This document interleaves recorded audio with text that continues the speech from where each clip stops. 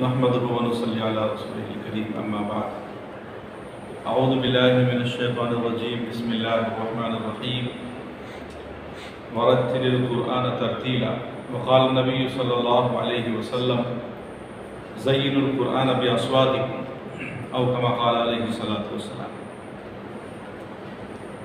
یہاں پر موجود امیر مقام جناب سید شاہ اسماعیل حسین صاحب اور ہمارے جناب محمد عبد المعیز صدیقی صاحب اور ہمارے تمام مہمانان کرام اور کلاس میں شریک ہونے والے تمام طلباء، آپ تمام حضرات کا دل کی گہرائی سے میں شکریہ ادا کروں گا، اور بالخصوص ہمارے سید شاہ اسماعیل صاحب کا کہ جن کی طرف سے یہاں پر کچھ آپ لوگوں کو سکھانے کا موقع ملا، اور ہمارے معیز سر کا بھی بہت بہت شکریہ ادا کروں گا کہ آپ کی رہنمائی سے آپ تمام حضرات سے ملاقات ہوئی اور ایک تعارف ہوا اور کچھ سکھایا اور سیکھا۔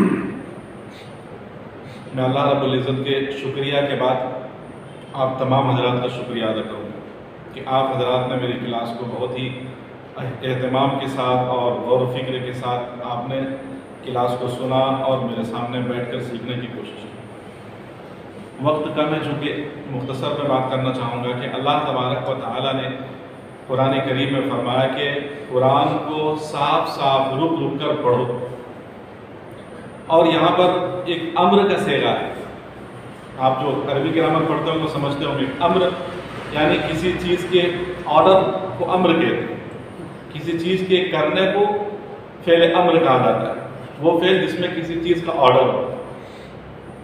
تو اللہ تبارک و تعالیٰ نے حکم دیا ہے کہ پڑھو، تو معلوم یہ ہوا کہ ہمارے لیے پڑھنا ضروری ہے چونکہ اللہ رب العزت کا حکم ہے، اور نبی پاک صلی اللہ علیہ وسلم نے فرمایا کہ زینوا، فعل امر کا صیغہ وہ بھی،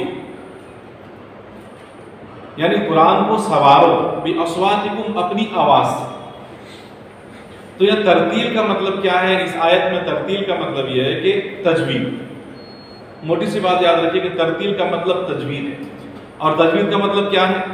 تجوید کا مطلب یہ ہے کہ عربی حروف کو جس حرف کی جو خصوصیت ہے اس خصوصیت کے ساتھ ادا کر کے پڑھنا، اس کو تجوید کہتے ہیں۔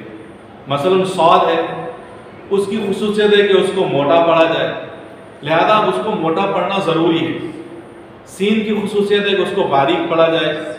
تو اب ہر عربی حروف، تمام عربی حروف کی جو الگ الگ خصوصیات ہیں، تو ان خصوصیات کی رعایت کرتے ہوئے اس کی تلاوت کرنے کو تجوید کہتے ہیں۔ تو یہ تجوید جو ہے یہ اللہ رب العزت نے ایسے ہی قرآن کریم کو نازل فرمایا آپ علیہ السلام پر، اور آپ علیہ السلام نے تجوید کے ساتھ ہی اپنے صحابہ کرام کو سکھایا۔ ایک مرتبہ حضرت عبداللہ بن مسعود رضی اللہ تعالیٰ کسی کو قرآن کی تعلیم دے رہے تھے، تو سامنے والے شخص نے، یعنی سیکھنے والے نے، قرآن سیکھنے والے نے انما الصدقات للفقراء، فقراء کے اوپر جو ایک آخر میں وہ مد ہے الف کے اوپر، تو اس مد کو نہیں کھینچا۔ تو حضرت عبداللہ بن مسعود رضی اللہ تعالیٰ عنہ کو ٹوکا اور فرمایا کہ ایسا اس کو پڑھنا ہے، اور آپ نے پھر اس کی تلاوت فرمائی تو انما الصدقات للفقراء ایسا مد کر کے بتایا، اور فرمایا کہ اسی طریقے سے قرآن کریم اترا ہے، اور نبی پاک صلی اللہ علیہ وسلم نے اسی طریقے سے صحابہ کو سکھایا۔ لہذا قرآن کے 5 حقوق ہیں، ان میں سے دوسرا حق یہ ہے کہ قرآن کریم کو صحیح اس کی تلاوت کریں جیسا کہ اس کا حق ہے۔ قرآن کریم کی تلاوت کا حق کیا ہے؟ جو بتایا میں، تمام حروف کو اس کے جو حروف کی جو خصوصیت ہے اس کے اکارڈنگ اس کو ادا کرنا، اس کو پڑھنا، یہ اس کا حق ہے۔ اگر اس کے خلاف ہم پڑھتے ہیں گویا کہ ہم اس کا حق ادا نہیں کر رہے۔ تو ہمارے لیے جس طرح سے قرآن کو سمجھنا ضروری ہے، اس سے پہلے قرآن کریم کی تلاوت صحیح کرنا یہ ضروری ہے، اس لیے کہ اگر ہم قرآن کریم کی صحیح تلاوت نہیں کرتے ہیں تو ہم سے حروف کی غلطی ہو جاتی ہے۔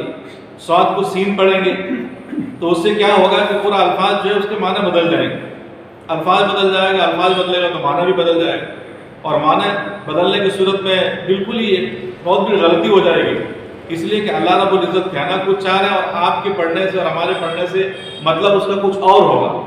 جیسے کہ مثال قل ہے، قل اعوذ برب الناس، اگر آپ اس کو چھوٹی کاف سے پڑھتے ہیں، قل کے معنی ہے کہہ دیجئے کہ میں پناہ مانگتا ہوں لوگوں کے رب سے. اگر آپ اس کو چھوٹی کاف سے پڑھیں گے، یعنی کاف سے، دو کاف ہیں، دو نقطے والی کاف، قاف اس کو بڑی کاف ہم لوگ بولتے ہیں، اور ایک بغیر نقطے والا کاف اس کو کاف بولتے ہیں، ہلکا ادا کرتے ہیں. اگر آپ ہلکے کاف کے ساتھ اس کو پڑھیں گے تو مطلب ہوگا کھائیے اور میں پناہ مانگتا ہوں لوگوں کے رب سے، یہ مطلب ہوتا ہے. تو اسی لیے بہت ضروری ہے کہ سب سے پہلے قرآن کو ہم سمجھنے کے لیے لوگ سنائے تو بھی سمجھ سکتے ہیں، لیکن پڑھنے کا مرحلہ ایسا ہے کہ جب تک ہم خود نہیں پڑھیں گے تو وہ صحیح نہیں ہو سکتا. تو اس میں ہماری اور آپ کی خود ذاتی محنت کی ضرورت ہے پڑھنے کے لیے. سمجھنے کا مرحلہ بہت لمبا چوڑا ہے کہ آپ جو ہے نہیں بھی پڑھ کے سن کے بھی سمجھ سکتے ہیں، لیکن اگر آپ چاہیں کہ نہیں میں سن کے صرف تجوید سیکھ لوں، یہ ناممکن ہے.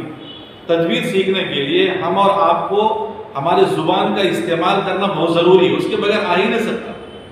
فن تجوید کا عمل دخل جو ہے صرف پڑھنے سے ہے. لہذا ہم سب کو اس کی خوب تلاوت کرنی چاہیے. مجھے خوشی ہوئی کہ ایک ماحول اس طرح سے بنا، ابھی مکمل نہیں سیکھا، ہم لوگ بہت سیکھنا ہے، لیکن مجھے خوشی اس بات کی ہے کہ ایک ماحول ملا ہے اور آپ سب ماشاءاللہ دلچسپی بھی دکھا رہے ہیں. میں یہ دعا کرتا ہوں کہ آگے اس سلسلے کو اسی طرح سے ہم جاری رکھیں، اور جو بھی کمی ہے کوتاہی ہے، ابھی تو بہت کم ہم لوگوں نے ٹائم دیا ہے، اور یہ سلسلہ بھی جب شروع ہو جائے گا تو کم ٹائم بھی ہمارے لیے کافی ہو جائے گا انشاءاللہ. تو اس کے لیے ترتیب بنائیں. جنہوں نے سیکھا ہے وہ چاہیں وہ ان کو چاہیے کہ وہ اپنے گھر میں چھوٹے بچوں کو لے کے کبھی بیٹھ جائیں، ہفتے میں ایک دن بیٹھ جائیں. اب اپنے بھائی کو، اپنے گھر میں جتنے بہت سارے لوگ ہیں ان کو لے کے بیٹھ جائیں. اور ایسا بھی ہو سکتا ہے کہ کبھی ہم 15 دن میں یا ایک مہینے میں ایک ورکشاپ رکھ لیں 2 گھنٹے کا. تو 1-2 مہینے میں نہیں ہوگا، یہ سلسلہ جب چلتا رہے گا انشاءاللہ تو سلسلے کے چلنے سے جو مشکلات ہیں یہ حل ہو جائیں گے.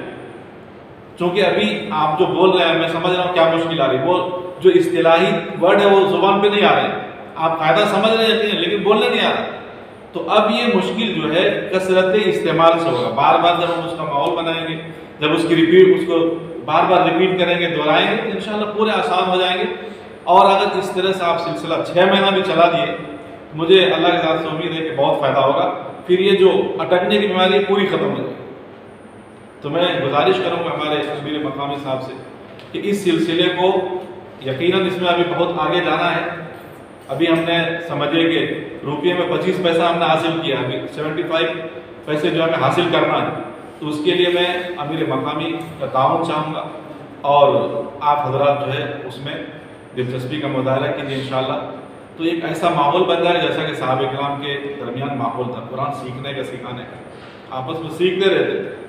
تو ایسا ایک ماحول بنے گا انشاءاللہ. انہی چند باتوں پہ اپنی بات ختم کروں اس گزارش کے ساتھ، اس دعا کے ساتھ کہ اللہ ہمیں عمل کی توفیق نصیب فرمائے اور اس سلسلے کو ہمارے لیے آسان فرمائے. السلام علیکم.